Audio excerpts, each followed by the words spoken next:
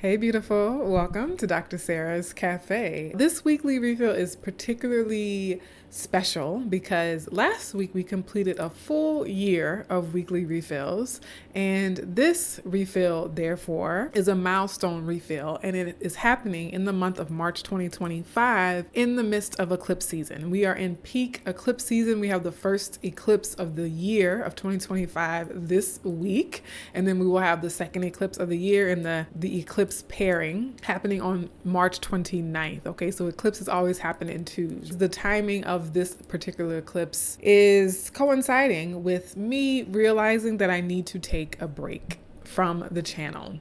And it's bittersweet because I love creating content for this channel. It is one of the most fun, exciting, creative outlets that I have currently, which is why I need to take a break from it because I have other responsibilities, other things that I am contractually obligated to do and complete, other things I have to do in order to support myself. And this always pulls my attention away from those things. This always pulls my energy away from those things because I enjoy it more than other things that I have going on at the moment.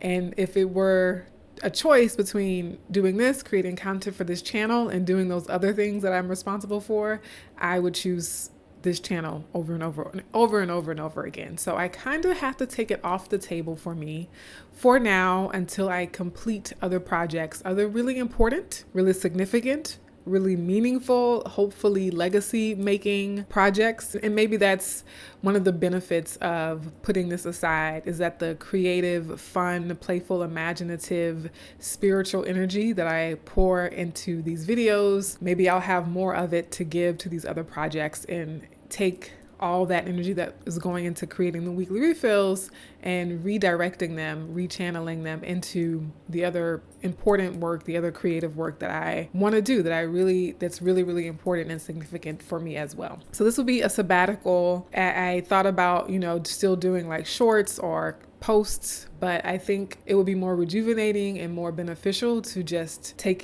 this channel completely off the table for me in terms of my work schedule and things that I do. Now, I will have other Tuesday tarot videos coming out in March because I pre-recorded them for March. So this will be my last refill for now. I'll come back in 2 to 3 months. Hopefully, I can't make any promises because life is full of surprises. And again, I'm saying this during eclipse season, okay? Like in the midst of eclipse season, we're going to have eclipses in my 10th house of career and public reputation, public status, right? So my intention, I'll say, is to return in a few months once my book is completed, once I've, started my new job and gotten acclimated there. But again, life happens, and life happens in a non-linear fashion. So I am learning to surrender, I do think that one of the things I'm being asked to do and called to do, that this break, this sabbatical from Dr. Sarah's Cafe YouTube channel will encourage me to do, is reintegrate these various aspects of myself into one cohesive persona, right? And so I had kind of bifurcated my work with colorism healing and my work with Dr. Sarah's Cafe. And maybe by taking a break from the cafe, I will see more opportunities to open up my colorism healing work to incorporate astrology and tarot and spirituality and numerology and dreams, right? I kind of think that would be ideal, is for me to be able to bring my whole self to that other work as well. Since I'm doing announcements, since I'm in the midst of announcements anyway, don't worry, I will talk about the eclipses and I will pull some cards. I didn't want to just disappear and poof and ghost on you all. I wanted to give you a heads up. But I am running in the New York City Marathon this year. I'm super excited about it. And I had missed the qualifying deadline just to enter on my own based on my own time and running record. So I signed up for a charity and I got on the St. Jude Children's Hospital team. And so if you're interested at all in donating to St. Jude, as part of my marathon fundraising, I will leave a link in the description box below. And people who donate at least $50 will get a complimentary tarot reading or one of the new Lineages of Change tarot deck, or a few other gifts that I'm offering just to show my appreciation and gratitude for not only supporting the work of St. Jude's Children's Research Hospital, but also helping me to cross the finish line in November. And then the other thing that I wanted to announce is I have a newsletter free to join, and I encourage all of you to sign up for it if you really want to be notified when I'm fully back online. We hope that the algorithms will show you my videos once I'm making them again, but just in case my break on YouTube or my sabbatical on YouTube makes me disappear in the abyss that is the YouTube algorithm. If you definitely want to hear from me again, then my monthly newsletter is the best way to make sure that you stay tapped in, not only to what I'm doing during the sabbatical, but also when I am posting videos again, you'll be notified, you'll be aware that I'm back into the swing of things, so that you can look for the videos on YouTube again, and just in case that the algorithm kind of dings me for taking a break. So, okay, I think that's all the housekeeping that I have for now. And it was really, really bittersweet because, again, I would prefer to do this every day if I could. And maybe someday that will be possible. Now, for the eclipses, that's the astrology that I'm going to focus on this week. We have our first eclipse on March 14th. It is a full moon eclipse, aka a lunar eclipse. So lunar eclipses are full moons, and it is a total lunar eclipse, right? So it's happening in totality, meaning it is that much more powerful and potent. And it's a full moon. So full moons alone are the more powerful, energetic, change-inducing moon phases that we have. And so for that moon phase to also now be an eclipse, also a total eclipse, I think very few people are going to not feel this or see this play out in some way in their lives, right? It's happening in the sign of Virgo specifically. So wherever Virgo falls in your chart, that is the area of life you're most likely to see things taking place or see developments, see things coming to fruition, see things being removed, see sudden shifts, pivots, right? And the thing about eclipses is that they are hard to predict, right? It's kind of like fate and destiny and the universe kind of taking the reins and life showing you, right, all the cognitive dissonance that had been going and happening, especially full moon eclipses, because full moons, things come to light, secrets are revealed, etc. And for that reason, a lot of people have feared eclipses. Eclipses are considered malevolent events. They're considered, in historically traditional astrology, especially, things that are difficult to manage, difficult to handle, kind of like wild horses, like wild game, very powerful, but also like unpredictable. However, you know how I feel about the Tower card. I feel the same way about eclipses. I agree. The eclipses very well could create uncomfortable events, shocking events, dramatic events, maybe.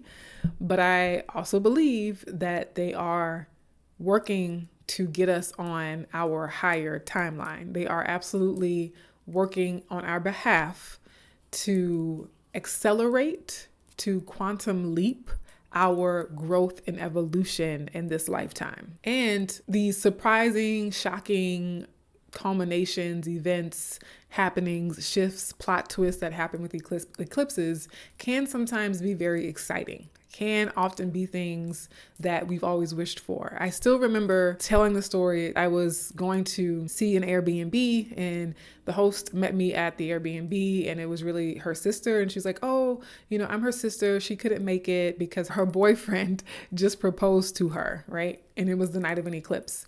And so things like that could happen as well. Like you could suddenly be engaged. You could suddenly find that you're pregnant after having been trying or wanting to be pregnant for a long time. Or you suddenly get a job offer. Or you suddenly, it could be sudden windfalls, gifts, blessings.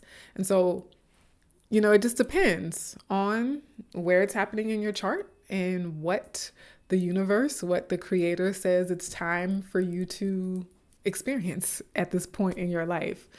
And so I think, I would caution against bracing for this, and I would encourage us all to surrender, right? Because if you brace for something, just like in a car accident, for example, some of the energy injury and the pain that happens is because we brace for impact. And so that tenseness, that tightness creates soreness and, other kinds of injury.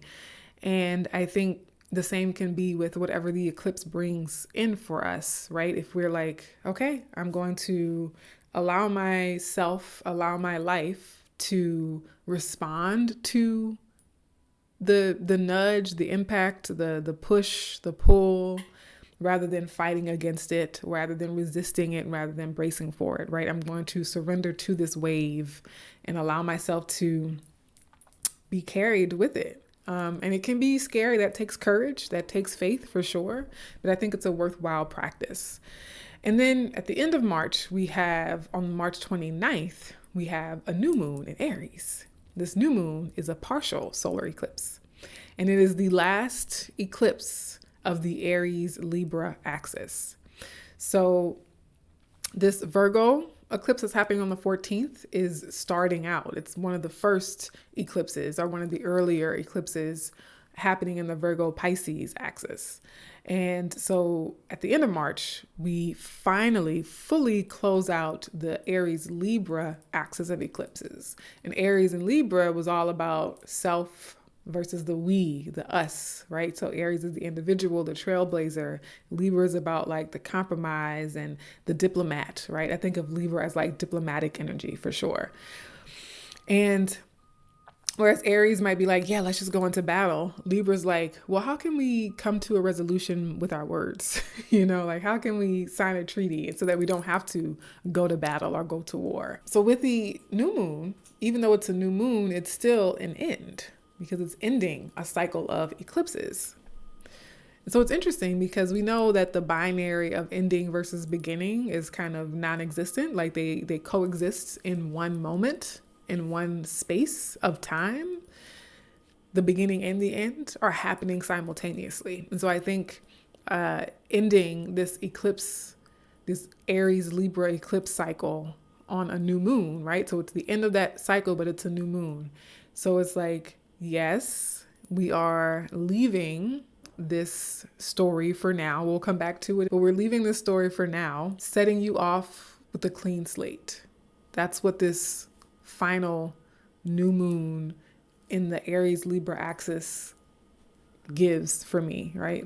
Like we're going to close out this chapter and give you a clean slate so that you can process and integrate all the things that have happened and all the things you've acquired in terms of knowledge and skills and insights or new opportunities, new relationships, new places, etc. Now you can seed a new timeline, having gone through those important fated and destined changes, okay? And I always say that we will all feel these things to different degrees and in different areas of our lives, right? And so you will feel it more strongly if these eclipses are close to planets in your birth chart, or if they're making particular angles with your planets in your birth chart. So if they're making like a 90-degree angle with a planet in your birth chart, you're more likely to feel it. So I am going to pull us a card for March eclipses 2025, just to get an additional insight, overall sense of the month of March and what the impact of these eclipses might be on us as a collective, us as a community of spiritual explorers seeking to fill our cups and fulfill our destinies. Bottom of the deck, we have the Sun. No, the Wheel of Fortune. Sorry. The Wheel of Fortune is at the bottom of the deck. So that's classic eclipse energy, fate and destiny, the unexpected things turning on a dime. Literally, the Wheel of Fortune is a great symbol or icon for eclipses, what eclipses do for us in our lives, okay? And the card that fell over is the Ten of Cups. The Ten of Cups. 2 tens equals change. So we have the Wheel of Fortune, which by itself means change. And then with the Ten of Cups, that's double the change. And together, they're likely to be a happy change. There's likely to be a change that is glorious for the collective, for us, for love, for family, for joy, for camaraderie. And we might not see this kind of celebration on the day of the eclipse, but the eclipse will set something in motion for us as a community, as a collective. The eclipse will be the catalyst, the turning point that I believe, based on how these cards have come out and the flow of feeling in my physical body and my intuitive third eye, it's going to take us on a path. It's going to take us on a path that leads us here. And underneath the Wheel of Fortune, we have the star. The star, I'll cover up the nudity for YouTube, but the star is always naked in every tarot deck. But in this depiction, she's like full on. But the star is hope and healing for the future, a period of 17 to 21 years. So this could be a long story that unfolds. But star, Wheel of Fortune, 10 of Cups, absolutely blissful, happy cards that speak to hope, healing, optimism, love, luck. Okay? So that obviously bodes very, very well for us. And so I say, regardless of what we see play out on the days and the weeks around these eclipses in March, these cards, this message, and just also what I believe, like my faith that the universe really does have our back, my faith that we're protected and supported always by a divine force beyond any of our comprehensions, that this is the start, the beginning, a milestone, a plot point in a larger story of hope, healing, and joyousness, rejoicing together as a collective. It's such a beautiful depiction of the 10 of Cups in that sense. Okay, my loves, I hope that this has in some way helped you to refill your spiritual cup. I hope that the channel as a whole has helped you to refill your spiritual cup. And I hope that you enjoy the Tuesday tarot readings for the rest of March. I had a lot of fun making them. And so I pre-recorded them. They'll come out as usual. And then you won't see any new videos for at least a couple months. And if you want to stay in touch, you can join my free monthly email newsletter. And that way you'll get notified in your inbox whenever I am posting videos here again. And also, if you would like to donate to St. Jude Children's Hospital as a part of my fundraising to run the NY Marathon in 2025, all those links will be in the description box below. So much love to you all. It's like summer break. It's like leaving your friends for summer break and being happy for summer break, being happy to have a bit of a relief, but also being excited to reconnect with your friends again in a few months. Okay? Take care. Much love.